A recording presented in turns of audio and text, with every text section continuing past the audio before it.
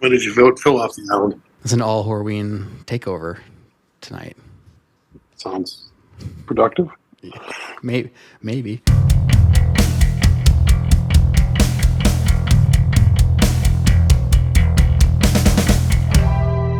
So Phil and I were talking, as we do on this thing, and we're going to New York next weekend for the Stitch Down boot camp with a bunch of our customers there. So I'm looking forward to going and talking to a bunch of people that I don't get to see all that often. Should be good. Yeah, it'll be fun. It'll be fun. And I know that the Stitch Down guys, specifically Ben, have worked hard to put the whole thing together. So it coincides with the Stitch Down Patina Thunderdome beginning. So everyone will be limping around with blisters on their feet wearing new boots, which will be comical and telling, I guess, to see what people have chosen to wear for the next 6 months. That had me thinking, because you do trade shows in general that are much different than what's happening in New York, but that are still, pretty big in the industry. And I was just thinking, because I've been to a number of them with you in, this single trade show that I've been to in Bologna and now Milan, which is Lineapelle. You have told me, and I've gathered that over the years that trade show has changed a lot. Well, just trade shows in general in the industry. And I don't know that I've ever talked to you about that. Lineapelle, for people that don't know, is a twice yearly show that happens in Milan. There's the February show, and then there's the fall show, which is September, excuse me. Mm-hmm.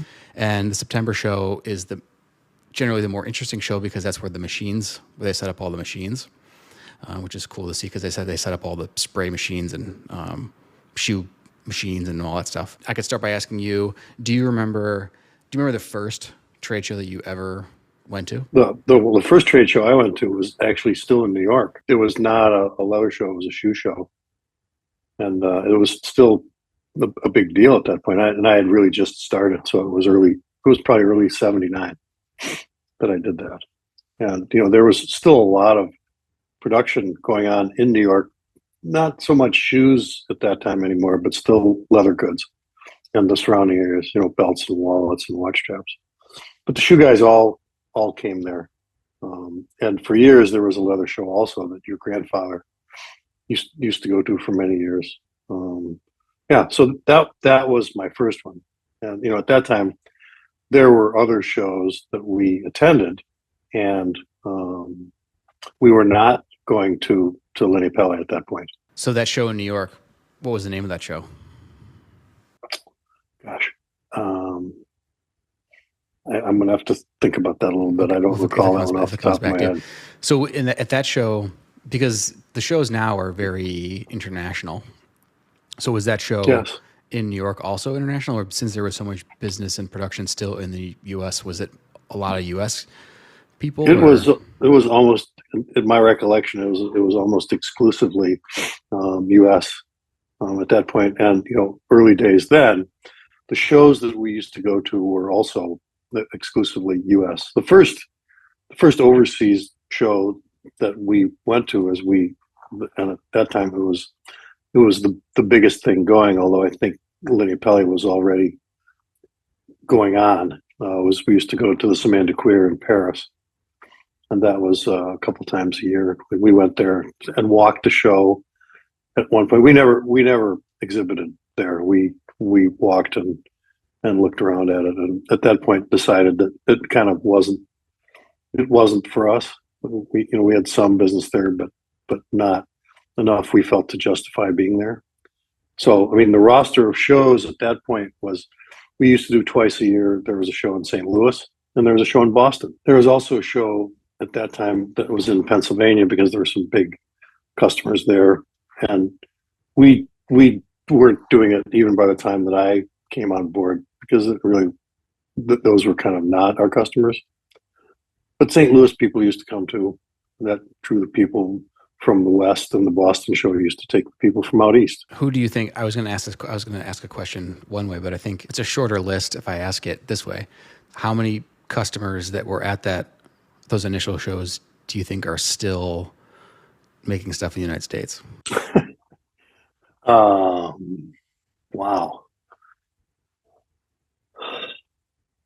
A handful, not many. Oh, and most of them are not because they're not in business anymore. I mean, the show in Boston, there was you went up from Boston area up north into New Hampshire and Maine, and I mean there were small shoe factories all over there, and they either went out, sold out, went out in terms of moving someplace, were absorbed by somebody else, or just went away. I mean, it's a tiny fraction left of people that are still, and we're doing business with a bunch of them. I can give you some examples if that's useful, but Yeah, it's sure. it's pretty. Who is huge and who's gone and what's replaced that business would be one question. And yeah, I mean, who's still around? I mean, you can sort of guess. I can sort of guess like the usual suspects of like who's still around because there just aren't that many. I mean, I would imagine it's that the list is the list of tanneries is similarly minuscule. Yes, the field was chopped down extensively across the board in both instances. I mean, the people that you thought were never going to go away. When I started, we were doing large business with both Bass and Dexter, and the names are still around, but they're certainly not what they were in those days. And they had substantial manufacturing capacity in Maine.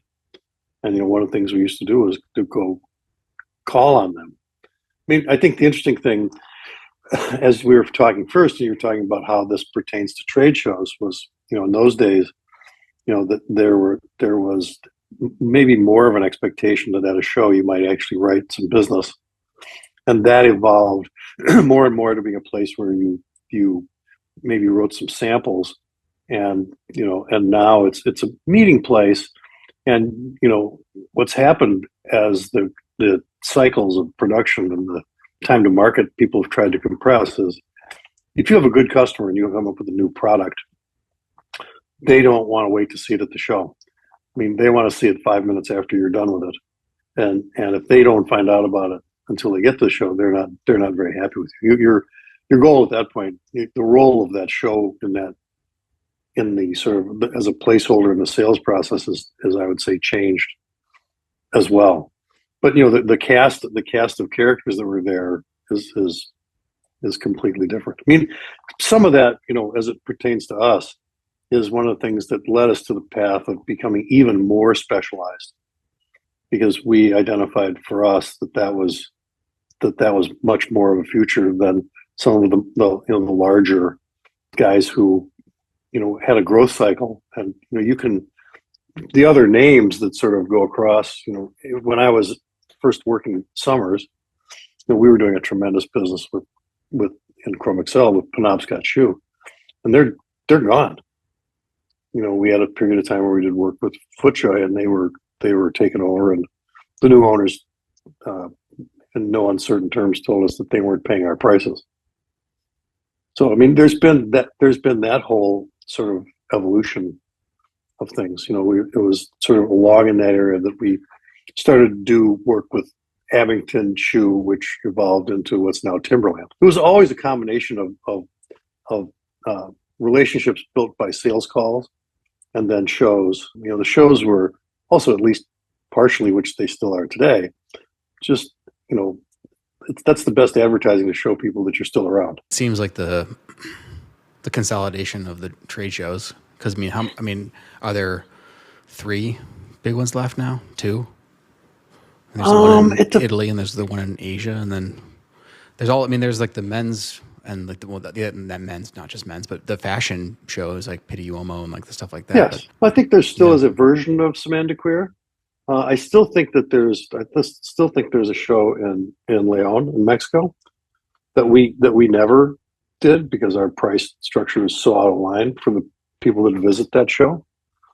The shows that came and went. I mean, I think the St. Louis show was the first one to go away, and Boston was not long after that.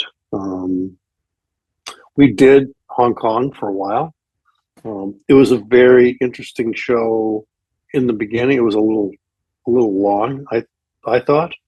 It was a terrifically expensive proposition. I mean, it was expensive to show there. It was expensive to get there and be there. And at the end of the day, you're hoping for 4 or 5 meetings. And we identified that we could take those resources and send somebody to those 4 or 5 places, make an appointment. It was much more productive for us. That was it. When we started going to Lineapelle, it was in Bologna, and the first year we went was 1992, and there were still a couple of Americans showing there. I think at this point that we're the only ones from the U.S. that are still exhibiting there. And I don't think it's like huge exposure. I mean, we do a nice business over there. It's not exploded into more than that, but it's a great place to showcase. You get a consolidated place to talk to some really interesting people. I mean, as you and I have talked, I've gone to that show a bunch of times, and I've never gone there and not learned something. And it's different things. Sometimes it's machines, and sometimes it's a look. And we're, as you know, and you've done a great job with it. Our job isn't to copy. Our job is to take an inspiration from an idea and then develop our version of that. And so in some ways, some of the interactions you get at trade shows, it gives you a very concentrated time to exchange information and sort of trigger your own creativity. I think that's been really good. We talked a little bit about that with Brett Feiberg, and I think similarly for him, where there are just things that you don't look at with those vantage points, and that kind of gives you some impetus to at least explore that. I think when just talking about it for people that haven't been there, which is probably most people that will listen to this, but the scale of it is gigantic. I'm trying to even think of a similarly sized exhibition hall. In Chicago, McCormick Place. Is the hall in Milan bigger? Maybe, I don't know. Maybe it feels like it when you're in it. It's bigger. It's multiple halls. Mm-hmm. You get a sense. We get so sort of with our blinders on into the little slice of the industry that we're actually in and servicing.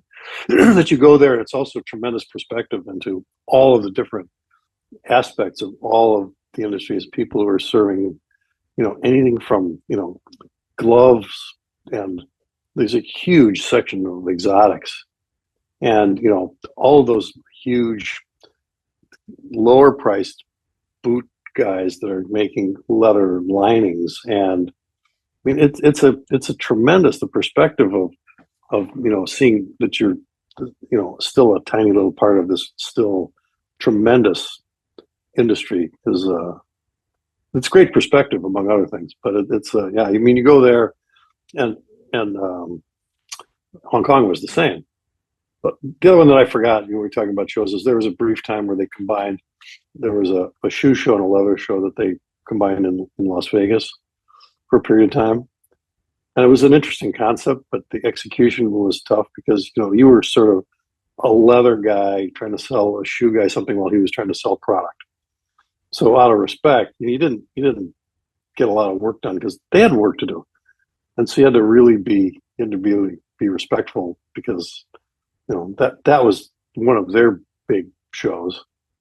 And for us, it was another place to show your wares. But we didn't stay with that one very long because it just wasn't super productive for us. The first few times that I went, the things that stuck out to me, you kind of already mentioned, where no one is walking into the booth and you're shocked that they're there or you've never heard of them before. It's a bunch of meetings and time spent with people that you kind of already have had some exposure to. Whether or not they're current customers is maybe another question, but mostly it's just a bunch of meetings with people that you know already, which I think is like you said, it's good to see people and be seen.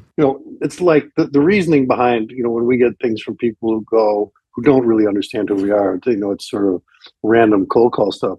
We can get you 15,000 new contacts of people that can use your product. Well, no, you can't.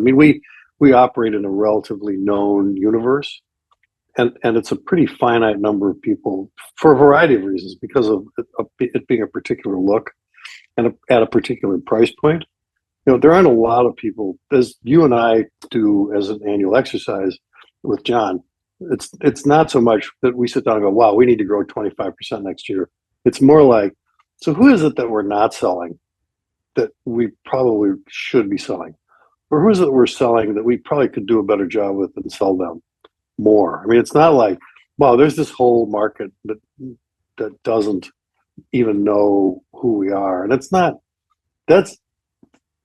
funny because you and I have talked too. I mean, that's not a question of you talking about what a big shot we are because everybody knows us. I mean, that's true of everybody that's left.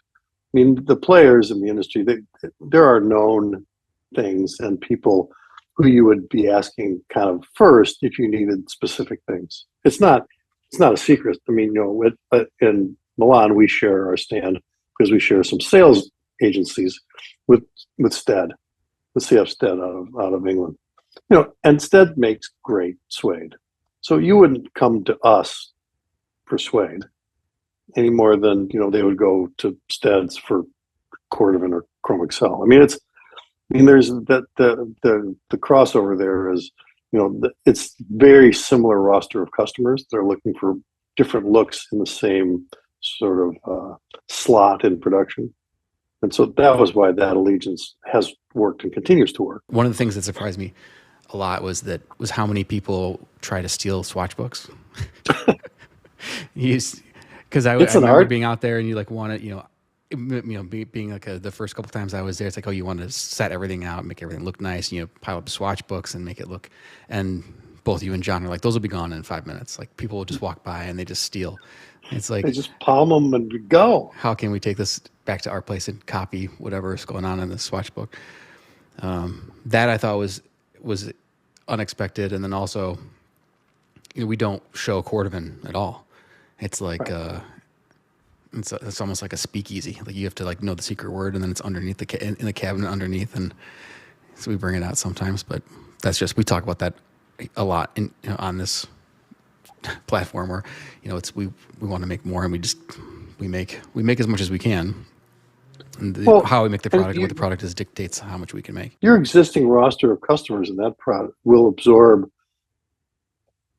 up to a certain point, which we've not really achieved yet. I mean, your top 5, 6, 7 customers, if you suddenly had 30% more shells, you could make 7 phone calls and they would absorb that additional quantity.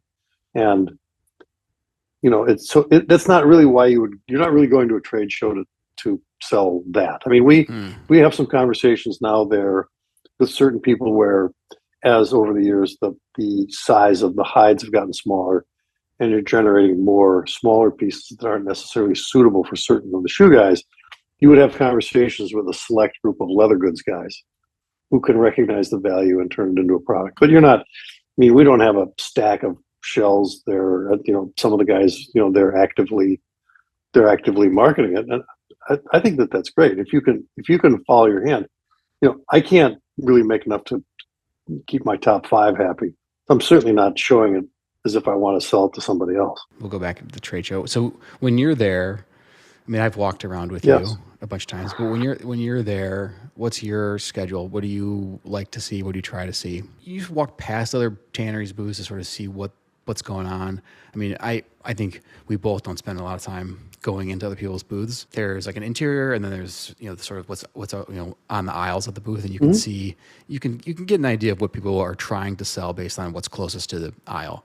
So you can walk around and you can sort of get an idea of what people think the market's doing or what they're trying to sell. So there's that, and then there's also the machines are very impressive to walk through. Both the tanning equipment, because it's so large, and it's amazing that they set that up, to make it, a lot of it's, you're not going to necessarily tan, but you can see the stuff in motion.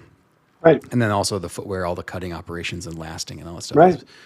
It's impressive.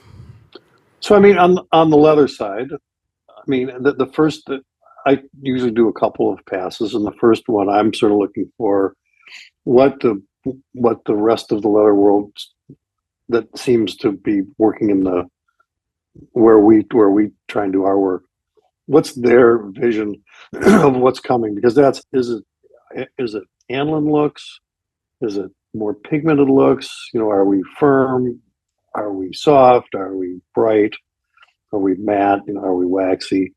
And on that's not always 100% predictor. I mean, that's purely customer driven, but you can get a sense of the feedback that they're getting from their customer base, and there's typically some overlap in that. So the first one, I'm sort of looking around at that.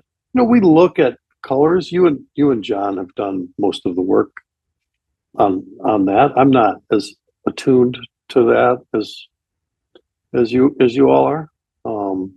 And I guess my attitude is also I can show four different browns, and your good customers will come in and they'll give you the fifth one that they want because that's their shade. You sort of gauge in this in your second pass where people seem to have more or less activity, because then that's their customers, and you're not necessarily looking for what somebody from a different part of the world is doing if they're a lining manufacturer. But if you had someone that's doing retans or again more of the aniline looks, what are they?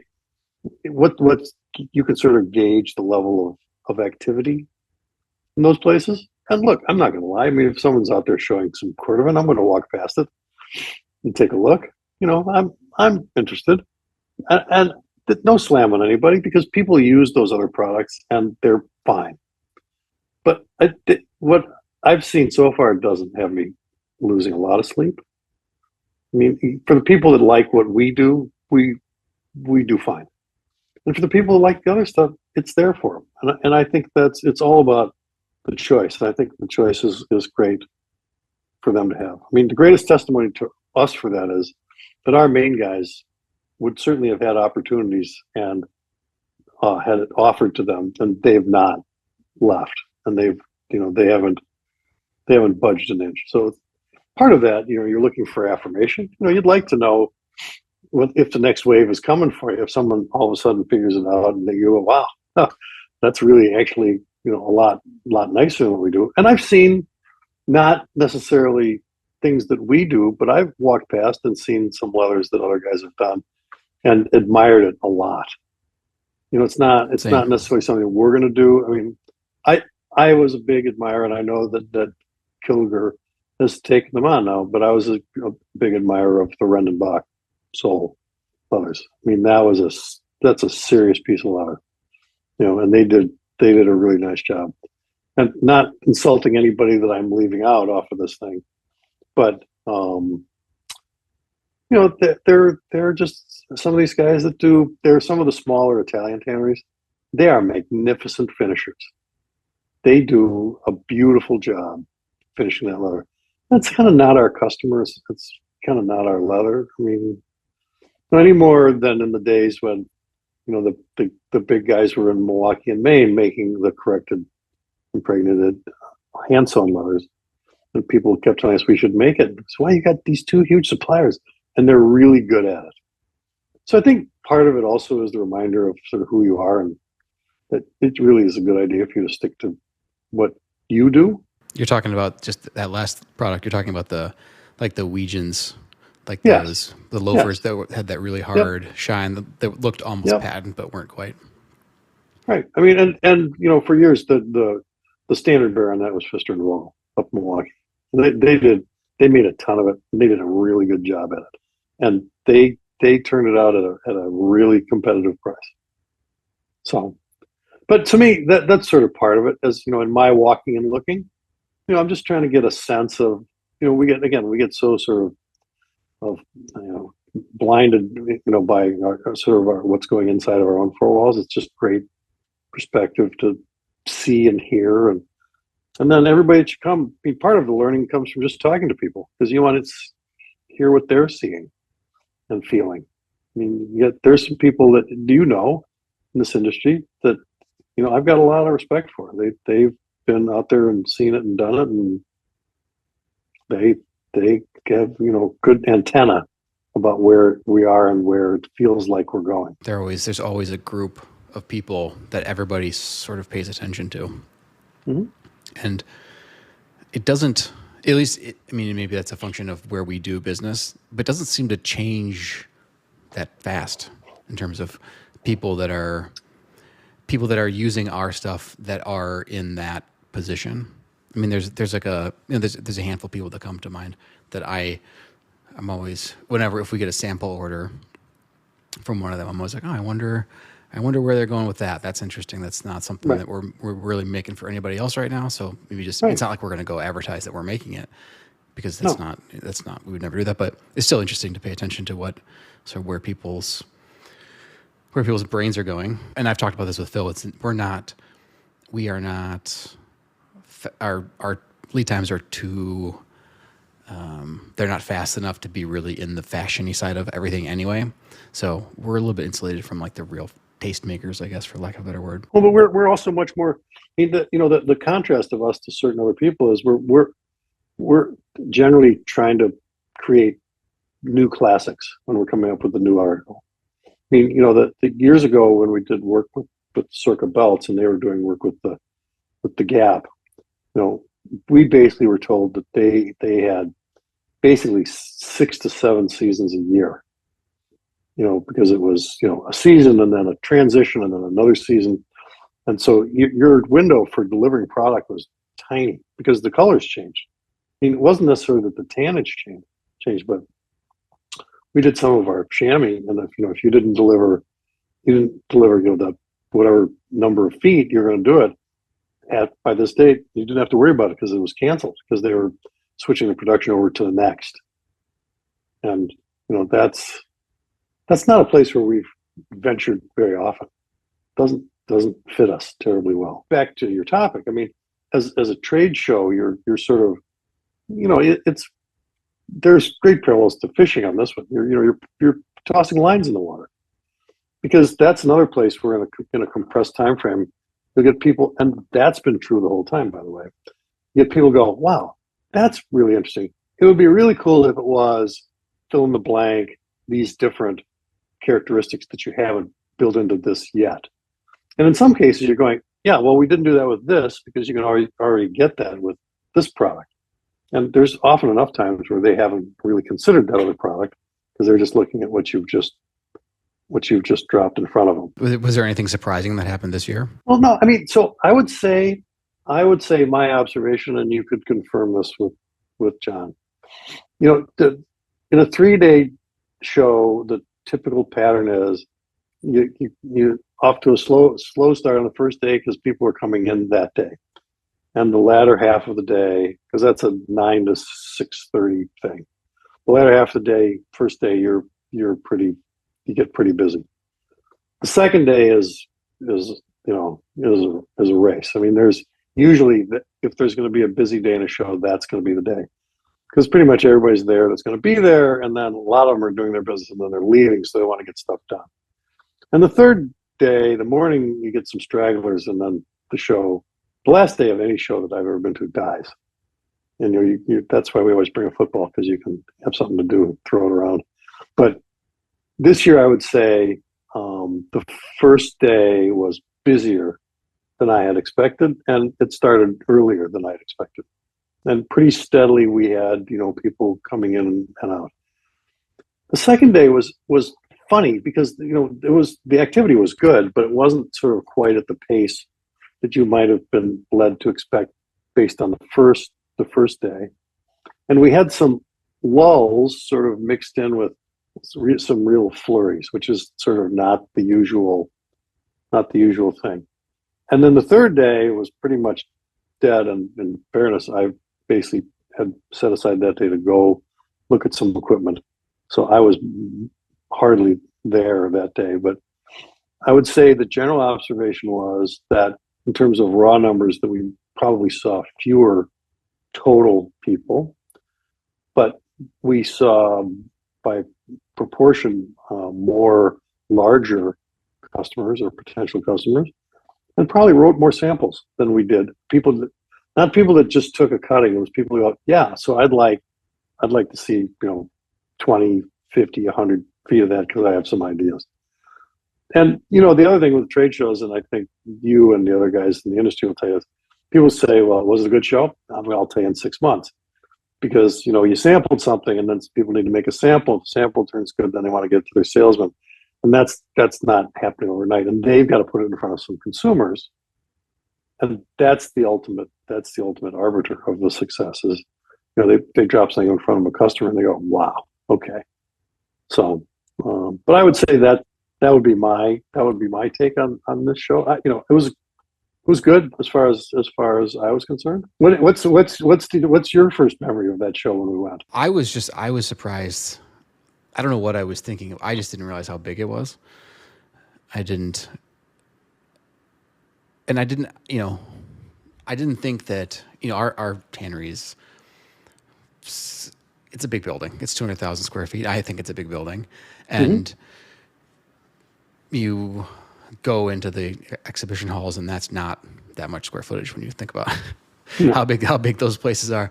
So to have even to have this little booth that we're sharing, because we share one of the smaller booths, and just sort of to see how we kind of, I don't think we melt into the masses, but we're just, we're a name on a board, and to some degree. But so that was surprising to me. But then equally surprising was how many people still find you, how many people still find us, because it just seems to me like a sea of options.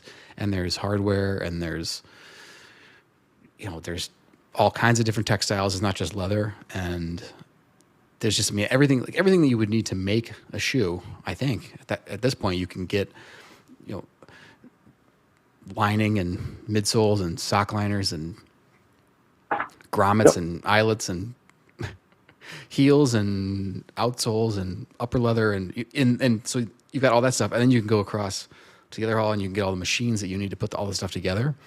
So I didn't realize how comprehensive it was the first time we went there. So I sort of was a little bit in awe of that. And I didn't expect being, doing the sales thing in that capacity, which the first time I went over there, I don't know how long I had been, probably less than a year at that point that I'd been working. And one of the first things you said to me was, so you're going to take all the initial sales calls now. So people would call me and they would say, I'm looking for this. What do you have? And I'd be like, I don't know. I have to call you back. I just started last week. So that was humbling, at once humbling, but also very educational. So I had been doing the sales thing. So I had been building this knowledge base, and I had been thinking about, how to sell leather and sort of what was working and what wasn't. And I was already in my head quite a bit, but then there's all of that on top of, now you're in a different country. So you've got a different time zone, and not everyone's speaking the right language. And also you have to stand up all day. So I just remember being just really tired at the end of the first couple of days, because it wasn't, I didn't know what to expect, and didn't pace myself. But it's definitely an experience. I've met through you quite a few characters over in general, but there seems to be like I may be still, but there was definitely a crop of very, I don't even know what word to use to describe them. There's a whole episode for you guys you could do just on stories about characters. Mm-hmm. So some of the stories that my favorite memory of that. I think it was the first or the second show that we did together. So I was, when we're showing, for people that don't, you have a bunch of stuff out, and when you work with a customer, you're taking leather down off of the display racks and you put something together for them. Then afterwards, you'll put it back together so it looks orderly. And we'd been busy, and so you were working on something, and I had finished with somebody, so I was putting stuff back, up on the racks and things like that. And a person walked in and introduced himself briefly to me. He said, "Wait, is that Nick Horween?" Oh God! And I said, "Yeah." He goes, "Do you think that he'd have time to talk to me?" I said, "I don't know, why not?" And so I called you and I said, "Hey, Nick," and you said, "Yeah, Dad." And he went, "Wait, you're his dad?" And I went, "Well, you didn't tell me that. You didn't come looking for me." So, So silly.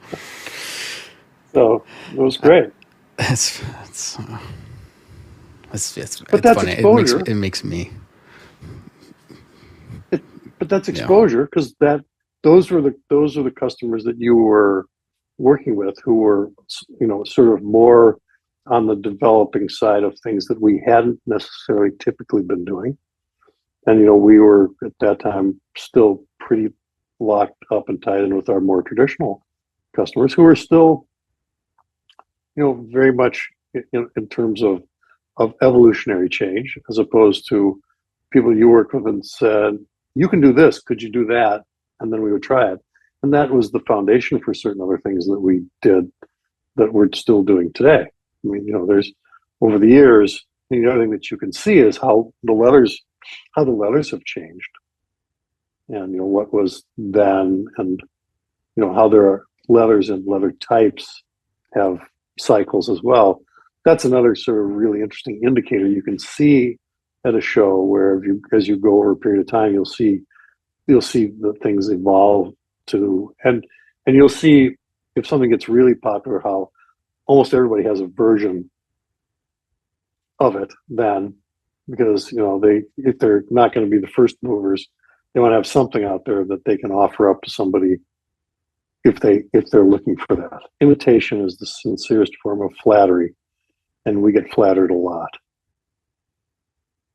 So, and that's the thing. I mean, and people, you don't have control over that aspect. You have to sort of keep your head down and do what you do. And one of our strengths is that our product speaks for itself. That's all. I mean, that's why we spend so much time on stuff, because that's those details are important. Your customers have expectations that have been created by us and our customers. our current group of people, we've got some new perspective, coming from some of the new hires that we have, some people that we're working with now, and some of the looks that we're doing are totally new and different enough, but still definitely in keeping with what we do. And the interesting part of that is that, so we've got some people that have come from other tanneries. I've talked about Victor who came from Ukrainian tannery, and he has did things, and knows how to do things a certain way, and then came to our place, and he's like, "Why? I've never seen anyone. Why do you guys do it this way?"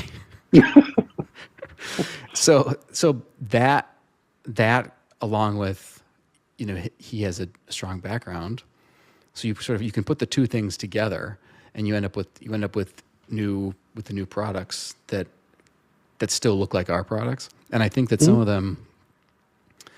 the stuff, like I'm calling Aspen to mind, which is a new horsehide at the moment product. That's what we were saying. It's kind of like the inspiration was kind of the Vachetta, but the old fashioned stuff that was really aniline and tumbled and grainy. And I look at that and I'm thinking, I don't know, especially on horsehide, who's going to copy that? I mean, there's enough in it, and I think it looks like maybe it's simple, but I think that's the way a lot of our stuff is, where it looks easy, and then you try to do it, and you're like, it's not complicated, but it's not. You still have to do everything. You still have to do all the steps, and there's a lot of them. So I'm excited because we've got some new stuff out there, which I think is looking different enough that maybe we'll get some. I don't know. Maybe we'll get some people that are looking to us for some stuff that they didn't think we could do. Well, I think too. I mean, from your previous life, as the cooking thing goes, there's the ingredients are not something we've discovered that nobody else have. Lots of people can buy the ingredients, but not everybody can cook the dish. And so, the idea is that you want to make it look simple and effortless, even though it isn't.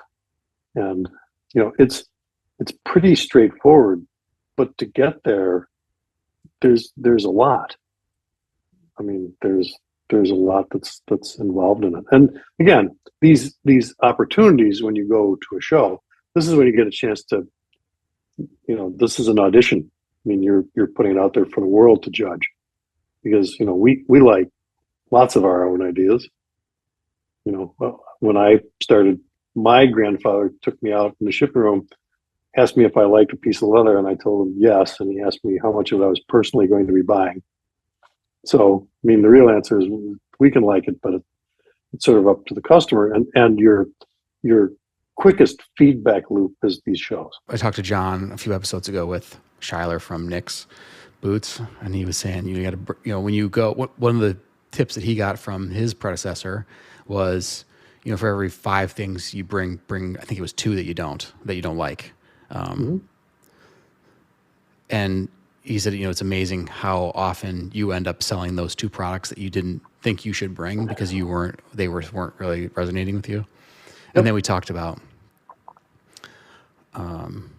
various leathers that I thought were gross from the years that we made that we don't, that were, seasonal, or maybe it lasted for a couple of years, but they ended up being, large programs in good business. So you definitely would want to do them.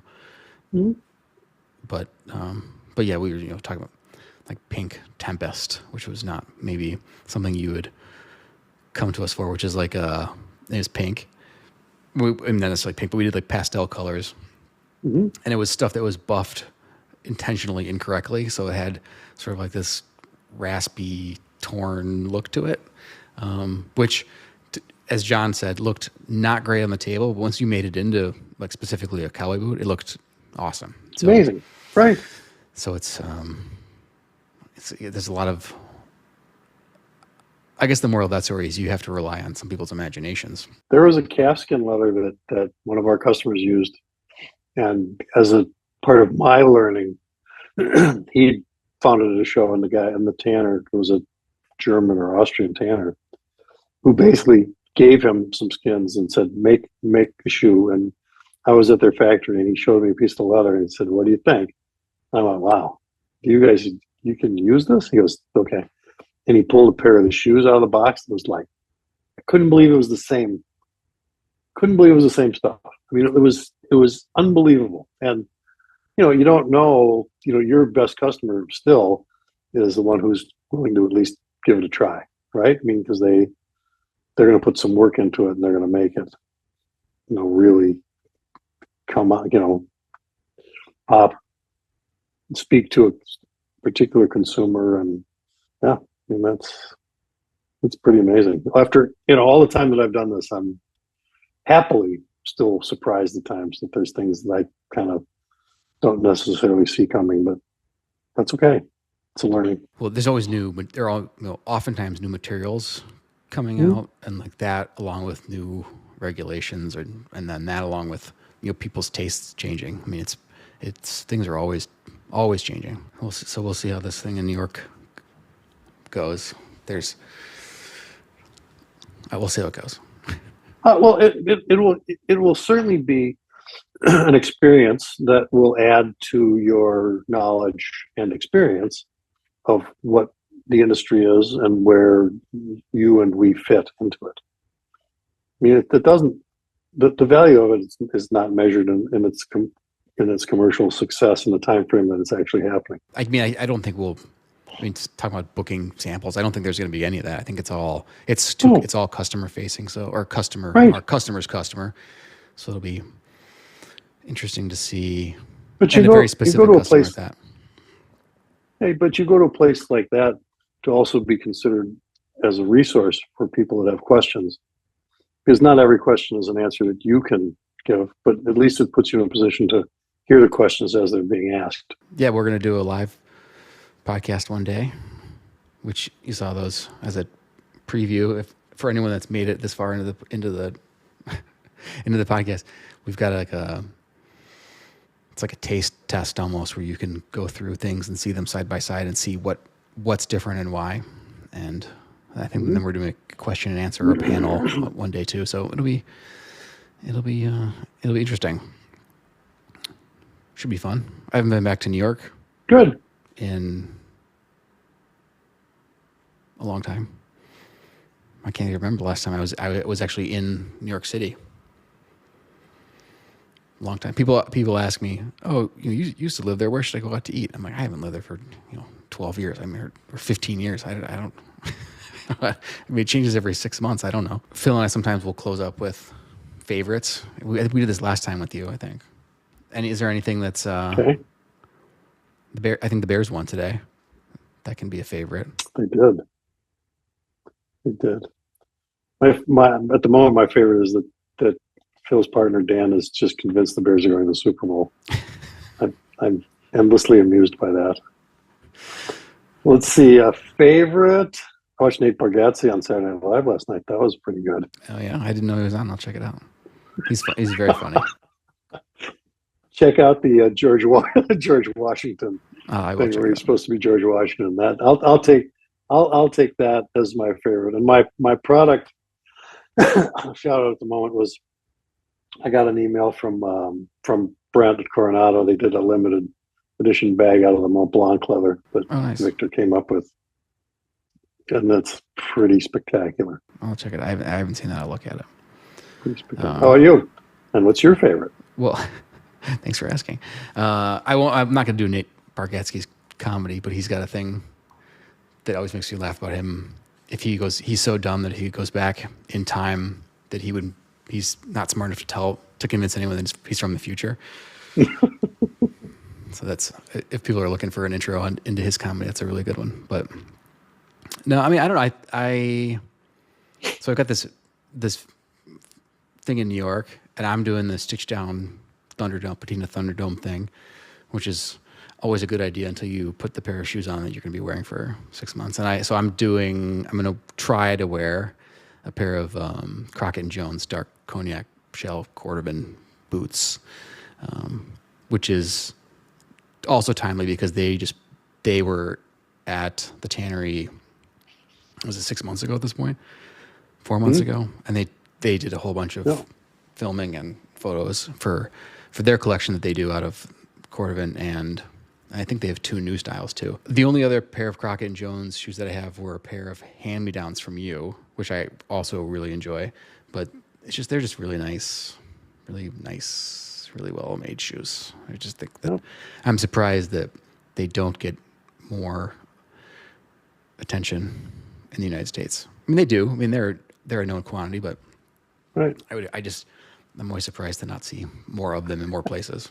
I mean, there's a handful of people that you would put into that category, of people that are just consistently making outstanding footwear, and they're certainly one of those. The way they finish leather and the shapes of the lasts, I mean, they're sort of those, because they're expensive shoes, but in that price point, at first, I mean, to the uninitiated, maybe some of the things look a lot alike, but then as soon as you start to really drill into the details and I mean, other than how they're made, I mean, they're made in similar ways with the, being Goodyear welted and using the old fashioned techniques, but just in terms of the shapes and everything else it's got to have a collection. So if you could change something about the way we handle our leather show presentation, what would that be? That's a good question. I haven't thought about that in a while. But to be fully transparent, I haven't been to Milan in a few years at this point. Couple of years. Yeah, you and John have been doing that. The goal for me at that thing is always to get, and I mean, this is something that you taught me, to get leather into people's hands, because how something smells and feels, specifically as it pertains to leather and our leather, it goes a long way because it's so tactile. So anything that can happen, anything that you can do to push that forward. I mean, I guess I would like to have more finished product there on display, because I think people's imagination is so limited these days. I mean, people can't always see like, oh, I can turn this into that, but that's a slippery slope. I mean, you also don't want to just create a forum for people to copy other people's stuff. So it's a balance. I think that's a hard one. I mean, it's interesting because for me, as it comes home more and more, that the idea that somehow somebody wants a sample and you could get something at least enough for them to make one product, the quicker we could do that, I think the more effective that forum would be for us. And even if it was 4 to 6 square feet, if you could go home and send somebody that so that it got to them within a week, so it's in front of them while it's still fresh. Whereas if you have to make some, and some of them won't do it. I mean, that's the other thing is, some of them are waiting for the 100 feet or whatever it is. But to me, that's the part that I'd love to have a better sense of. I mean, I'd love to have a more accurate way to do, and it works what we're doing now. But instead of making the cuttings that are at the show and handing them there, I think it would be great if we had. And it's hard because because nobody wants the same stuff. So you're a short order cook there. I mean, it's one of these and 2 of those and 1 of these. I mean, so that's the things that I sort of think about, and I've been at it for a while, and I've not come up with the answer. I'll close with one of my favorite trade show moments. We were sitting there, and our old friend Claudio Brizzi was also sitting there, and these 2 very polite women came in and explained to Claudio that they were from PETA, and I've never seen him speak so quickly. He threw them out of the booth so fast. He wasn't rude, but it was just I don't know what I was expecting, but it was very funny. Because they were so polite, especially for being who they were at a place like that. But I'm not quite sure why they singled us out. But we talk about that list of characters that we've met over the years, and Claudio's top 5. He's got to be right up there. Yeah. He's yeah. All right, Dad. Well, thanks for doing this. All right. I will see My you pleasure. tomorrow. Sounds good. Have a great night.